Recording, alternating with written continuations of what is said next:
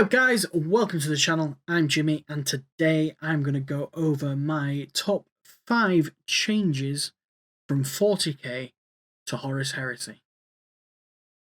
Now if you are a Heresy 1.0 player or you have played the older editions of Warhammer 40k, meaning 2nd to 7th edition, then some of these changes will not seem so much different. But for anybody that joined us during the hobby during 8th or 9th edition, and you're hyped about the Heresy release and you want to dip your toes into Heresy, then maybe this is the video for you. So if you're a experienced player or a complete newbie, stick around because there might be something that you might learn in this you didn't know otherwise.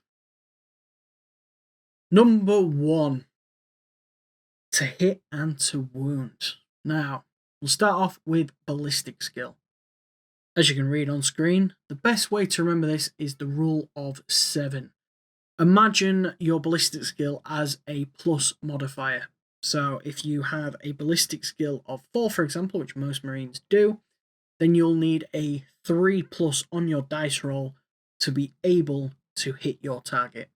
Because simple maths, 3 + 4 = 7, it's a success. That's kind of the way you've got to picture it. But some are actually extremely skilled warriors, and they get a chance for a cheeky little reroll.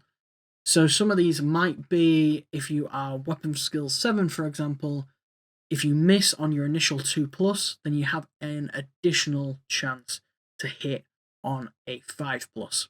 Please remember though that a roll of a 1 is always a fail. Weapon skill is another way to hit. So this is mainly used in combat. You will compare your weapon skills. So unlike in 40k where everybody has a set weapon skill value, so if it has a 4+, you're always hitting on 4s, or a Marine's always hitting on 3s. This is slightly different. In this edition of the game, what you want to imagine is, well, the table in front of you is very handy. So matching weapon skills always hit each other on a 4+. Then if you double the defender's weapon skill, you hit on a 2+. But if the defender's is double yours, you hit on a 6+. Anything in between that will tend to be either a 3 or a 5, depending on how skilled your opponent is or how much more skilled you are. So for example, if you're going up against a Primarch and your weapon skill 4 and their weapon skill 7, you're hitting them on a 5. But if they were weapon skill 8, for example, you'd be hitting them on 6s. So it keeps skilled or, warriors, the heroes of Heresy, alive a little bit longer because most of them can be insta-killed, especially if they don't have the Eternal War special rule. Eternal War? No. Eternal Warrior. There we go. There are a few special rules out there that might increase or decrease your weapon skill. And if that is the case, you're just going to have to adjust accordingly. Next up is to wound. And just like weapon skill, it has its own chart. The values to wound are pretty much the same as weapon skill when it comes to meeting. So if you're strength 4 against toughness 4, it's 4s to wound. And then this is where it differs. If the toughness or strength is either like 1 away, so if you're strength 4 and their toughness 5, you're wounding on 5s. If you're strength 4 and their toughness 3, you're wounding on 3s. But if you're strength 4 and their toughness 6, then you're wounding on 6s, and vice versa. So if you're strength 4 against toughness 2, then you are wounding on 2s. This more or less comes into play when you're using things like Power Fists when they're strength 8 and your toughness 4. So again, you're getting wounded on 2s. Also, with the chart in front of you, as you can see, there are a few dashes on there. Sometimes you're unable to wound. So if your character is weak enough, unfortunately, they're not going to be able to hit that character, or it's kind of stopping, like, regular Marines from attacking a tank and doing damage to it, or, that kind of thing. Which I think is a little bit better than what we see in 40k, where a 6 is always a wound. How can a las gun injure a Titan? A little piddly thing. At least here, if it was a strength 3 against a toughness 8, as you can see, the dash there, totally null and void, can't do any damage to it. That is one thing I do like about Heresy and the old editions of the game. But now it's time to move on to armor values. Now we move on to armor values and hull points. So if you're an older player of the editions, or again from Heresy, this is no new news to you. But for newer players, you might look at it and be a bit overwhelmed or a bit confused. So every single vehicle has a front-facing arc, 2 side-facing arcs, and a rear arc. As you can see from the examples, we have a Spartan assault tank, and that is 14 all round, so it's a pretty tough tank, and it has 5 hull points. Now we move on to the more standard vehicle you might see, a Rhino, which has a front value of 11, the side values of 11, and a rear armor value of 10, and 3 hull points. You might be wondering, if you knew, how do I wound that? Well, let's just take this example. So we have a unit of lascannon heavy weapons team. In it, we have several lascannons, and they are strength 9. So, just like we looked on our ballistic skill earlier on in the video, they are ballistic skill 4, meaning that we needed 3s to hit the Spartan. Success, we rolled 3s, yay, give yourself a pat on the back. Now this is where you have to wound the vehicle, and how you do that is by, well, rolling the dice. If you can match the armor value, you do a glancing hit, which removes a hull point, and if you exceed it, so in this case you'd need a 6, you can penetrate it and roll on the damage table. Once all your hull points have basically been null and void, so if they've either been glanced off, so if you can get 5 glances onto the Spartan, it's essentially a wreck in the middle of the battlefield.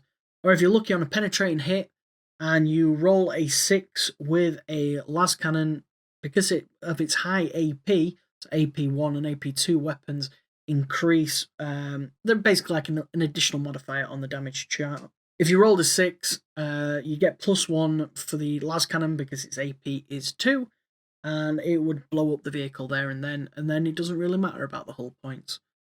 I will note the beautiful thing about having some of the tanks with a rear armor value of 10, if you were to get 20 tactical marines behind that Rhino, and it didn't move away with its reaction, then you could glance it to death technically by hitting it on 3s and then needing 6s to glance, because the strength of the bolter is 4, the rear armor is 10, so if you roll any 6s, the 4 plus 6 equals 10.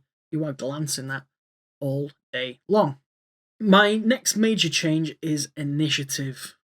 Initiative tells you how fast you are in combat, essentially. The higher the number, the quicker you are, the more likely you are going to attack first. So unlike 40k, where the charging unit gets priority and can attack first, unless you have always strikes first or something to negate that, in this, it all goes off of initiative.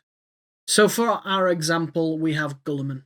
He is initiative 6. For some reason, these Marines have seen a wounded Gulliman. He's got 2 wounds left.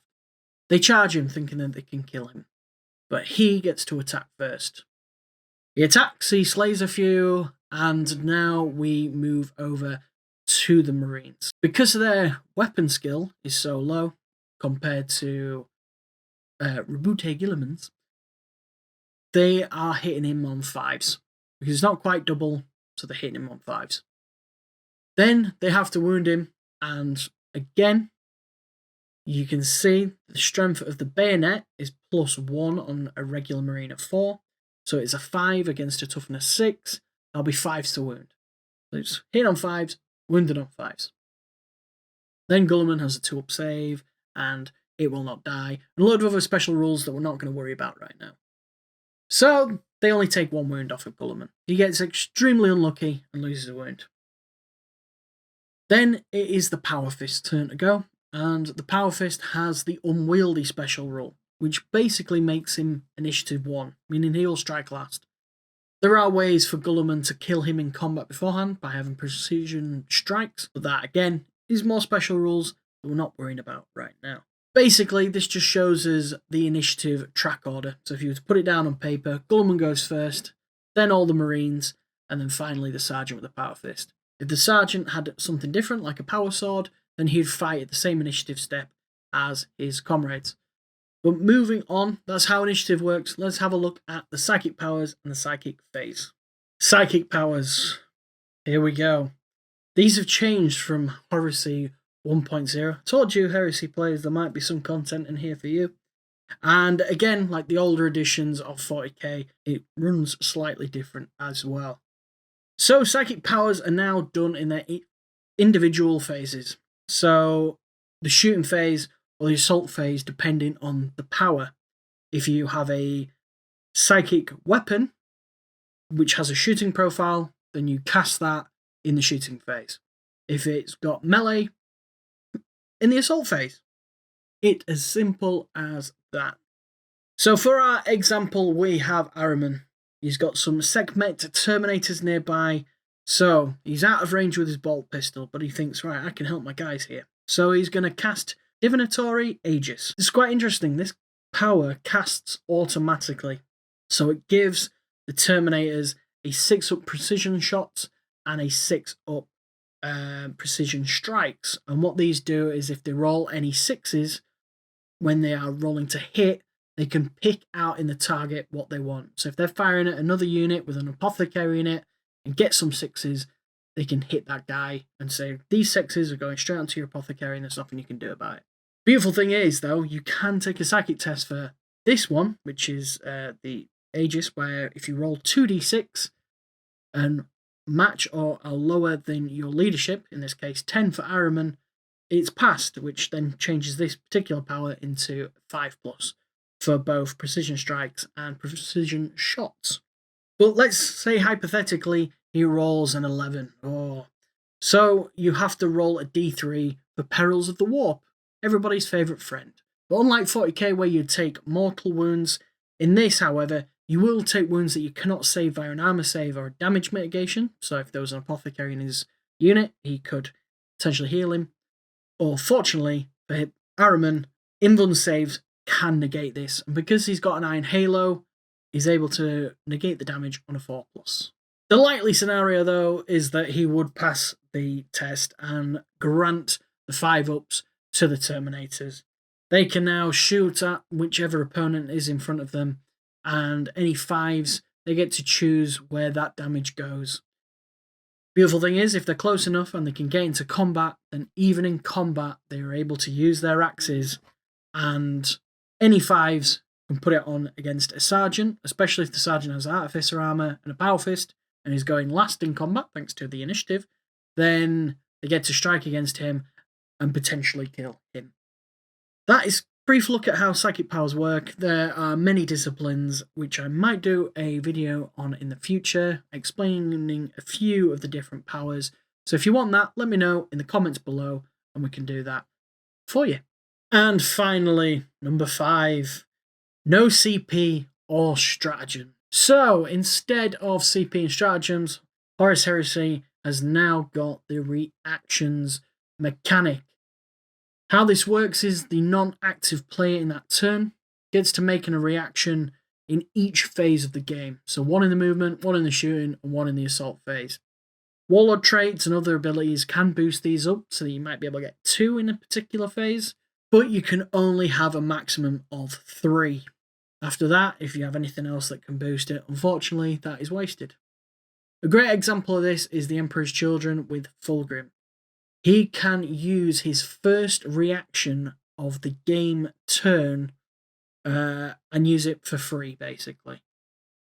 What that allows him to do is, if you do not decide to react in the movement phase and go into the shooting phase and react there, then you could use 2 in the shooting phase.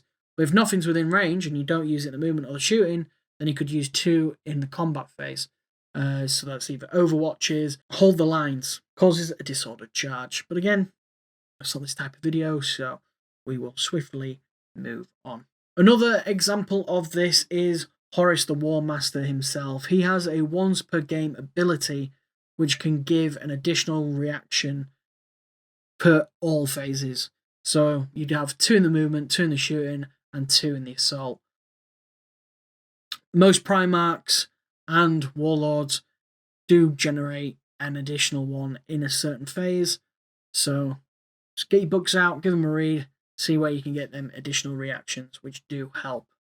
Right, I've rambled on long enough. They are my top 5 changes from 40k into Heresy.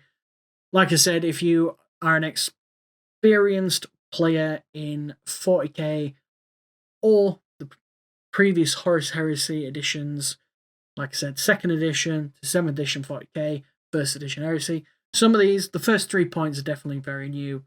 The psychic powers and the reactions are a new mechanic, but it's a couple of weeks since the big box set has been released, so some of you will be definitely aware of all this now. I just thought it would be nice to throw in anybody that is new and you have listened this far. I just want to say a massive thank you.